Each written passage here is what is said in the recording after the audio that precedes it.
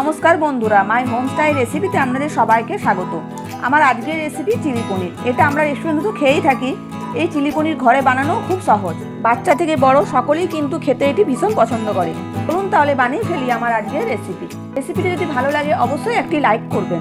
Chilli পনির বানানোর জন্য আমি এখানে নিয়েছি 250 গ্রাম পনির। তার মধ্যে দিয়ে দিচ্ছি 2 টেবিল চামচ কর্নফ্লাওয়ার, আর দিয়ে দিলাম স্বাদ মতো নুন, আর দিয়ে দিচ্ছি 1/2 চামচ গোলমরিচের গুঁড়ো। এরপর ভালো করে মিশিয়ে নিচ্ছি। ভালো করে মিশিয়ে নিয়েছি। এরপর গ্যাসে কড়াই বসিয়ে সাদা তেল গরম করতে দিয়েছি। তেলটা গরম হয়ে গেছে, এরপর পনিরটা দিয়ে দিচ্ছি। পনিরটা হালকা করে ভেজে নেব।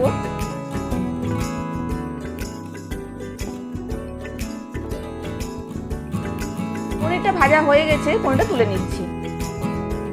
ওই তেলের মধ্যে দিয়ে দিচ্ছি 1.5 চামচ আদা কুচি ও 1.5 চামচ রসুন কুচি। একটু ভেজে নেব। একটু ভেজে নেওয়ার পর দিয়ে দিচ্ছি 4টে মিডিয়াম সাইজের পেঁয়াজ, টুকরো করে কেটে নিয়েছি, সেটা দিয়ে দিলাম। পেঁয়াজটা 1 মিনিটের মতো ভেজে নেব।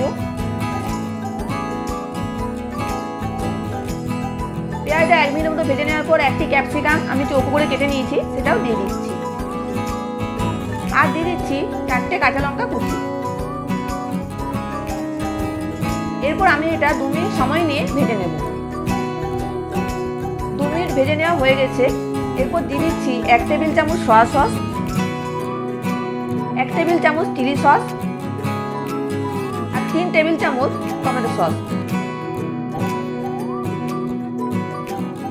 এরপর ভালো করে মিশিয়ে নিচ্ছি।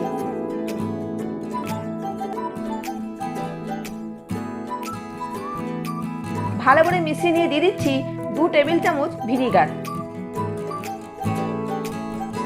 ভিনিগারটা দিয়েও ভালো করে মিশিয়ে নিলাম। এরপর দিয়ে দিচ্ছি 1/2 চামচ গোলমরিচের গুঁড়ো আর স্বাদ মতো নুন। একটু নাড়াচাড়া করে নিচ্ছি।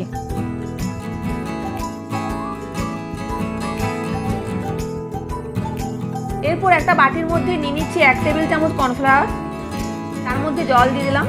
এরপর এটা গুলে নিচ্ছি। এরপর কড়াইতে দিয়ে দিলাম। ভালো করে মিশিয়ে নিচ্ছি।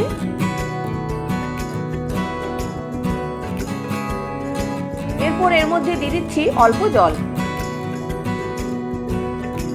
একটু নেড়ে নিয়ে পনিরটা দিয়ে দিচ্ছি। ভালো করে মিশিয়ে নিচ্ছি। ভালো করে মিশিয়ে নেওয়ার পর গ্যাসের আঁচটা লোতে রেখে 2 মিনিটের জন্য ঢাকা দিয়ে দিলাম। 2 মিনিট পর ঢাকা তুলে নিচ্ছি। আমার আজকের রেসিপি চিলি পনির একদম তৈরি হয়ে গেল। আশা করি আমার আজকের রেসিপি আপনাদের ভালো লেগেছে। যদি ভালো লাগে তাহলে আমার এই ভিডিওটিতে লাইক করবেন, কমেন্ট করবেন এবং ভিডিওটিকে শেয়ার করবেন। আর আমার চ্যানেলে নিত্য নতুন রেসিপির আপডেট পেতে চ্যানেলটি সাবস্ক্রাইব করবেন। আর পাশে থাকা বেল আইকনটি টিপতে একদম ভুলবেন না। আমার নেক্সট ভিডিওর জন্য অপেক্ষা করুন। তখন ভালো থাকবেন, সুস্থ থাকবেন।